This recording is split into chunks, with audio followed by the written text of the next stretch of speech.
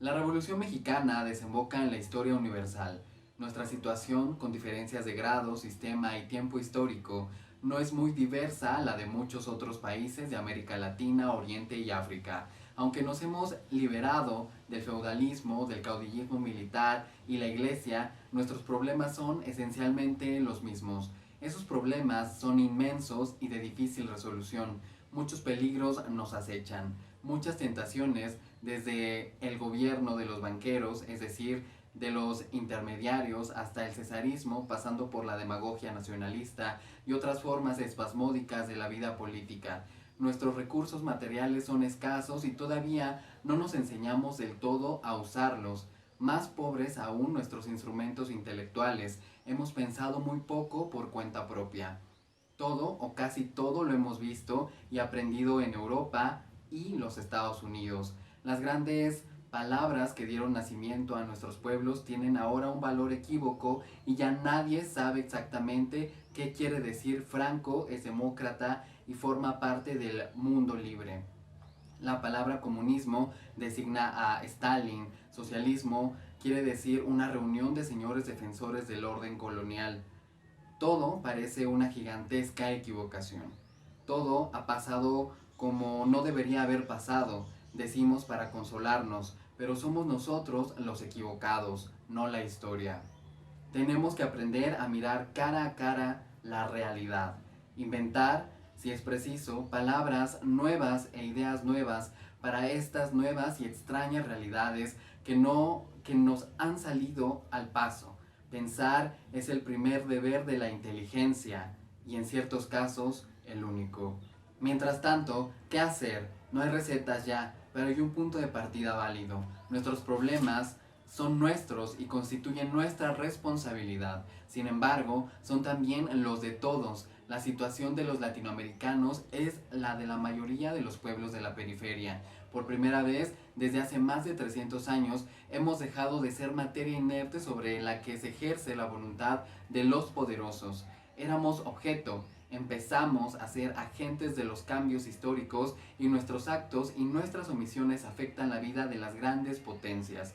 La imagen del mundo actual como una pelea entre dos gigantes, el resto está compuesto por amigos, ayudantes, criados y partidarios por fatalidad, es bastante superficial. El trasfondo y en verdad la sustancia misma de la historia contemporánea es la oleada revolucionaria de los pueblos de la periferia. Para Moscú, Tito es una realidad desagradable, pero es una realidad.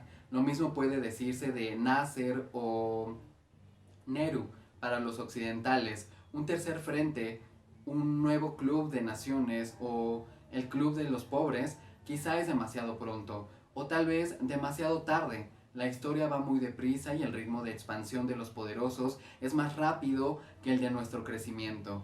Pero antes de que la congelación de la vida histórica, pues a eso equivale el empate entre los grandes, se convierta en definitiva petrificación, hay posibilidades de acción concertada e inteligente. Hemos olvidado que hay muchos como nosotros, dispersos y aislados. A los mexicanos nos hace falta una nueva sensibilidad frente a la América Latina. Hoy esos países despiertan. ¿Los dejaremos solos? Tenemos amigos desconocidos en los Estados Unidos y en Europa. Las luchas en Oriente están ligadas de alguna manera a las nuestras. Nuestro nacionalismo, si no es una enfermedad mental o una idolatría, debe desembocar en una búsqueda universal. Hay que partir de la conciencia de que nuestra situación de enajenación es la de la mayoría de los pueblos. Ser nosotros mismos será oponer al avance de los hielos históricos y el rostro móvil del hombre. Tanto mejor si no tenemos recetas ni remedios patentados para nuestros males. Podemos al menos pensar y obrar con sobriedad y resolución. El objeto de nuestra reflexión no es diverso al que desvela a otros hombres y a otros pueblos. Cómo crear una sociedad, una cultura que no niegue nuestra humanidad, pero tampoco la convierta en una vana abstracción. La pregunta que se hacen todos los hombres hoy no es diversa a la que se hacen los mexicanos. Todo nuestro malestar, la violencia contradictoria de nuestras reacciones, los estallidos de nuestra intimidad y las bruscas explosiones de nuestra historia, que fueron primero ruptura y negación de las formas petrificadas que nos oprimían, tienden a resolverse en búsqueda y tentativa por crear un mundo en donde no imperen ya la mentira, la mala fe, el disimulo, la avidez sin escrúpulos, la violencia y la simulación. Una sociedad también que no haga del hombre un instrumento y una dehesa de la ciudad, una sociedad humana. El mexicano se esconde bajo muchas máscaras que luego arroja un día de fiesta o de duelo, del mismo modo que la nación ha desgarrado todas las formas que la asfixian. Pero no hemos encontrado aún esa que reconcilie nuestra libertad con el orden, la palabra con el acto, y ambos con una evidencia que ya no será sobrenatural, sino humana, la de nuestros semejantes. En esa búsqueda hemos retrocedido una y otra vez, para luego avanzar con más decisión hacia adelante, y ahora, de pronto, hemos llegado al límite. En unos cuantos años hemos agotado todas las formas históricas que poseía Europa. No nos queda sino la desnudez o la mentira. Pues tras este derrumbe general de la razón y la fe, de Dios y la utopía, no se levantan ya nuevos o viejos sistemas intelectuales capaces de albergar nuestra angustia y tranquilizar nuestro desconcierto. Frente a nosotros, no hay nada. Estamos al fin solos, como todos los hombres. Como ellos, vivimos el mundo de la violencia, de la simulación y del ninguneo. El de la soledad cerrada, que si nos defiende, nos oprime y que al ocultarnos nos desfigura y mutila. Si nos arrancamos esas máscaras, si nos abrimos, si, en fin, nos afrontamos, empezaremos a vivir y pensar de verdad. Nos aguardan una desnudez y un desamparo. Allí, en la soledad abierta, nos espera también la trascendencia. Las manos de otros solitarios. Somos, por primera vez en nuestra historia, contemporáneos de todos los hombres. Y bueno, ahí termina el fragmento de Nuestros días en el libro de El laberinto de la soledad de Octavio Paz, en el que reflexiona, como leímos, cómo es que la sociedad de México en ese momento coyuntural que él describía parecía no avanzar hacia ninguna parte. Y me parece muy relevante hoy en 2021, en este momento preciso de nuestra historia,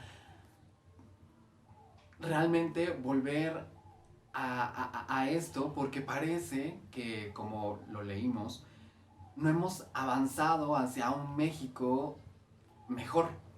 Seguimos atrapados en la misma vieja política, seguimos atrapados en la violencia, y si bien ha habido muchos cambios estructurales a lo largo y ancho del país, los pobres siguen siendo pobres, y al contrario de lo que muchos pensasen, parece que la pobreza nos consume cada día más. Y bueno, el COVID apoyó un poco todavía más ese hecho.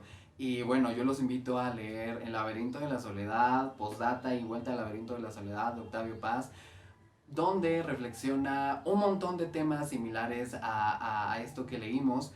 Y bueno, si tengo oportunidad voy a leer algunas partes de estos fragmentos que él escribió aquí.